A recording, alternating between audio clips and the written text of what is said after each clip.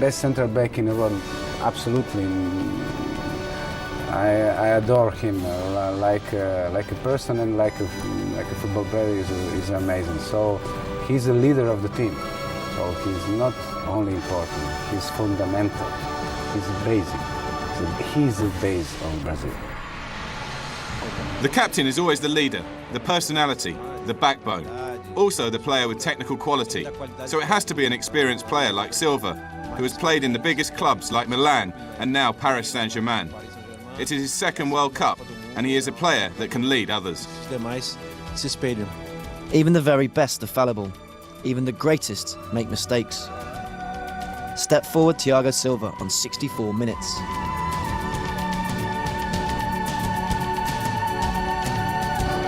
An ill-advised obstruction of David Ospina, and the captain was out of the next game.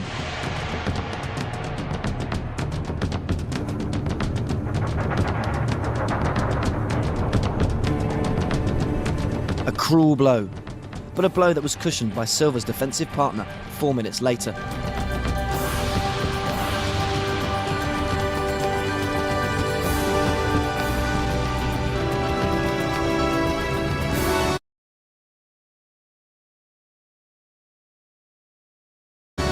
It is David Luiz. Oh, extraordinary goal!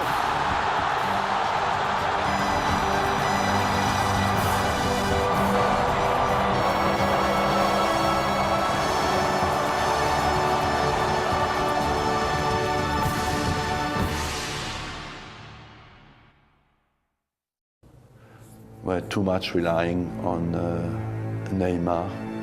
I think Neymar is the big player. He's the one who makes a difference. He's the one who can score goals. And of course, Brazil is stronger with Neymar than without Neymar. This was perhaps the moment when the dream began to die. Brazil's best player, their go-to man, the darling of the nation, crudely fouled. As Neymar lay in agony, his pain was felt by every Brazilian. The number 10's tournament was over.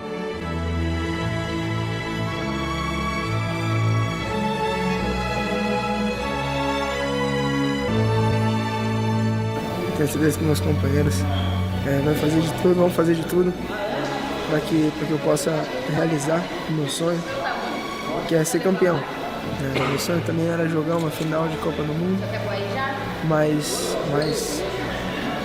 dessa vez não vai dar.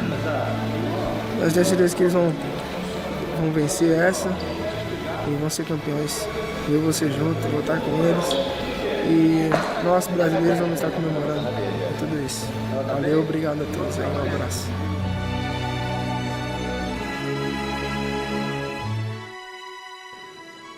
Acho que ninguém acreditou, né? No one believed it. We thought it was maybe a tactic of Scolari to rest Neymar.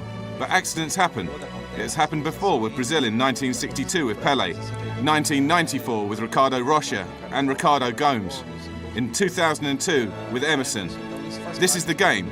Sometimes you lose great players. Perde jogador qualificado, mas é o jogo. Captain out. Talisman out. The spotlight shone brightly on Filipao. Tactically, how would he cope? What would he do? Well, I was very scared about the game just before the game, and when I saw the team and the tactical, I was more scared.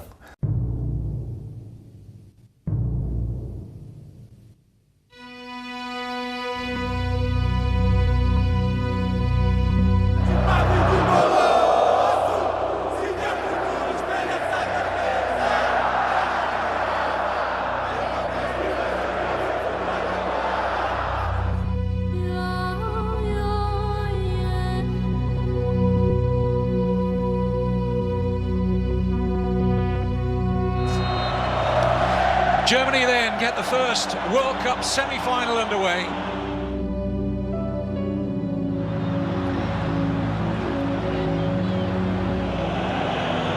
And voila! Awful defending from Brazil, and they pay the penalty. The question was asked right at the beginning of the game, is there a weakness in this Brazil side? someday someone will take this record, and I knew that all the records is to be taken. And there is World Cup history. Miroslav Klose goes beyond Ronaldo's record. Wonderful, wonderful football.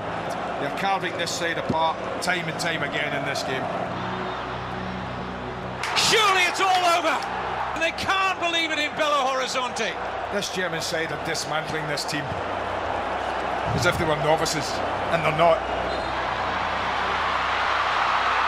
It's Kroos, and it's 4. Unbelievable. Listen, you're going to have to pinch me in a minute. You are going to have to pinch me. Game over, sorry. I can't see it now. Well, I think our stats guy better get his books out, because this might be the worst defeat ever in the history of World Cup semi-finals. Now, would you agree with me now, game over? It's just a matter of how many. Even if you take 11 young kids of 18 years old, you make them play against Germany, they will not concede 4 goals in 6 minutes. No, but just shows that we're just paralyzed on the pitch. When the Germans scored the first goal, I saw the team like going down, and I was surprised, because when you play a semi-final, you give everything to win that match, and I never saw the Brazilian players give it all they have to win that match. I thought players give up, and was a very strange match. No intervalo, a partida já tinha terminado. At half-time, the game was finished. Only a few times have you ever seen a game in the World Cup decided after only 45 minutes. There wasn't anything to say. The team could only hope not to concede more goals in the second half and not make the situation worse. Uma partida que de vez durar 90 minutos, durou 45.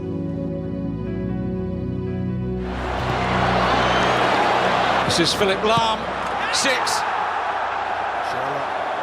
Tap in, brilliant football. Some of the decision making of the defenders is shocking.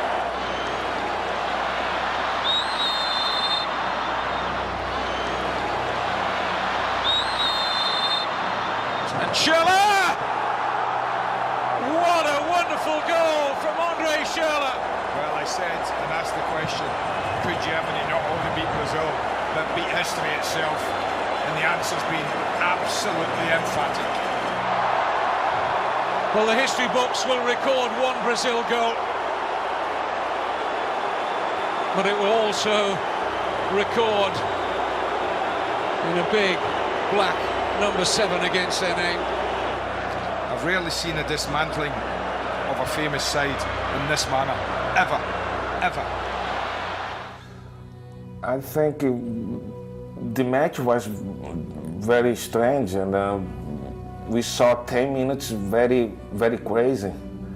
A lot of goals, and just one team playing. Germany was so strong in attack, so strong in defense, but more strong in the midfield. So Filipão made a mistake, put 3 in the attack and forget about the midfield.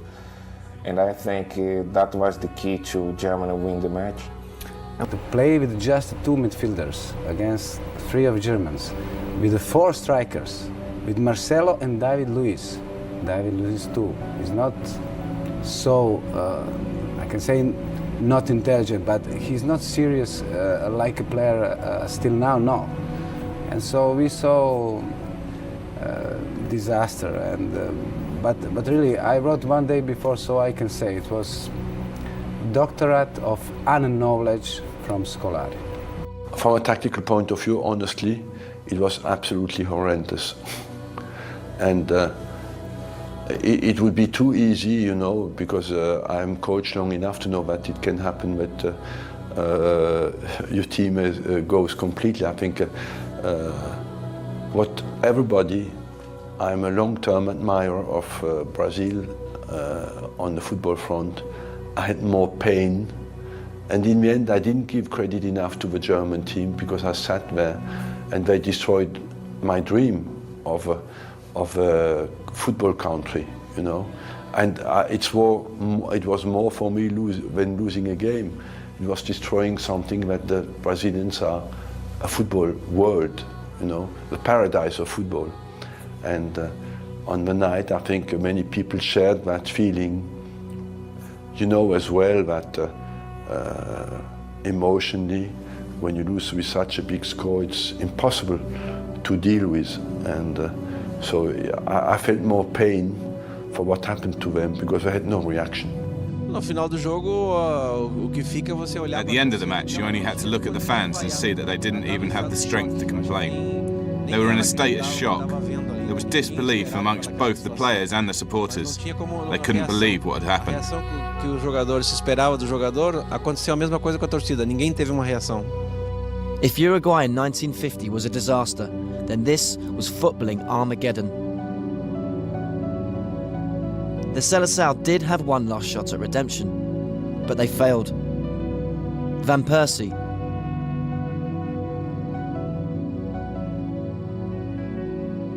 Blind,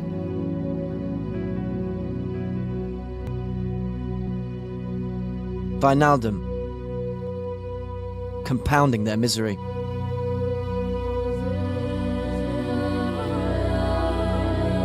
It was just emotionally too much to perform at the top level. And I think if they come back and analyze that well, they'll come to that conclusion. But overexposure, that they had to cry every time, there's so much under pressure that I think it gets to you and you play inhibited. They look like they cannot play football. As the sun set on their own campaign, the country could only sit and watch. Aimed in for Kurtza! Mario Götze for Germany! The Germans celebrate! The trophy they claim as their own, held aloft in their home by the team that had dealt them the most vicious of blows, insult to injury.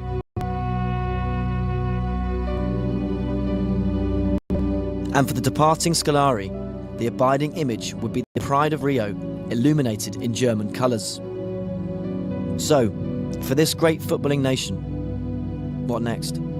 I don't know what next. I said before, it's going to be very difficult to handle this and to forget this. But what next? They are big football. I don't know what next. I said before, it's going to be very difficult to handle player per player.